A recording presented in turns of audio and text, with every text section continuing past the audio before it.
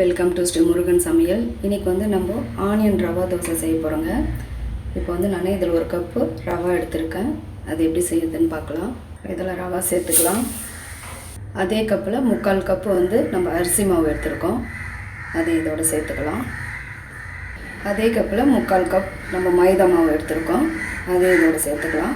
1 cup ரவைக்கு 3/4 cup அரிசி மாவு, 3/4 cup மைதா மாவு சேர்த்துருக்கோம். 1 ஸ்பூன் சீரகம், 1 ஸ்பூன் மிளகு சேர்த்துக்கலாம். சர்க்கரை 1 ஸ்பூன் சேர்த்துக்கலாம். கொஞ்சம் ஆனியன் சேர்த்துக்கலாம். ஒரு 2 பச்சை மிளகாய் நல்லா பொடிசாக கட் பண்ணி வச்சுருக்கோங்க, அதையும் சேர்த்துக்கலாம்.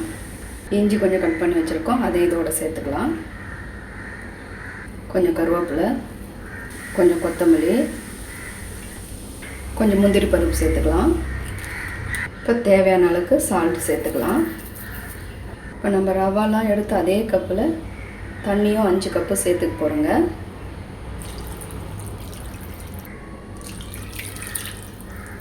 இப்போ நம்ம 2 கப்பு தண்ணி சேர்த்துருக்கோம். ஃபஸ்ட்டு இதை வந்து மிக்ஸ் பண்ணிக்கலாம். அப்புறமா மிச்சம் 3 கப்பு தண்ணி சேர்த்துக்கலாம். ஏன்னா அடியிலெல்லாம் அப்படியே கட்டியே பிடிக்கும், அதனால் கொஞ்சம் நம்ம இது மிக்ஸ் பண்ணிவிட்டு மிச்சம் இருக்கிற தண்ணி சேர்த்துக்கலாம். பாருங்கள், இது கொஞ்சம் நல்லா மிக்ஸ் பண்ணிட்டோம். மிச்சம் இருக்கிற தண்ணி சேர்த்துக்கலாம். இது எவ்வளோக்கு எவ்வளோ தண்ணியாக இருக்கோ அவ்வளோவும் நல்லாயிருக்கும். இப்போ வந்து நம்ம 4 கப்பு தண்ணி சேர்த்துருக்கோம். ஒரு 1/2 hour ஊற விட்டுக்கலாம். அதுக்கப்புறம் இது ரவாலாம் அது ஊறும்போது இன்னும் கொஞ்சம் திக்னஸ் ஆகும் அந்த மாவு. அப்போ இன்னொரு கப்பு சேர்த்து தோசை செஞ்சுக்கலாம். இது வந்து ஒரு 1/2 hour அப்படியே மூடி போட்டு மூடி வச்சுக்கலாம்.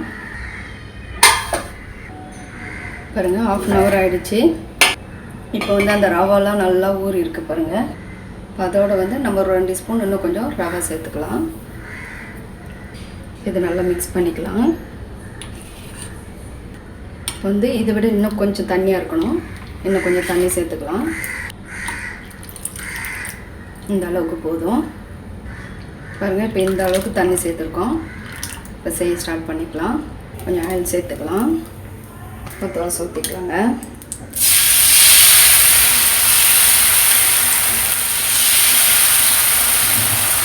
இப்போ கொஞ்சம் கொஞ்சமாக எடுத்து இந்த இதே ஊற்றிக்கலாம்.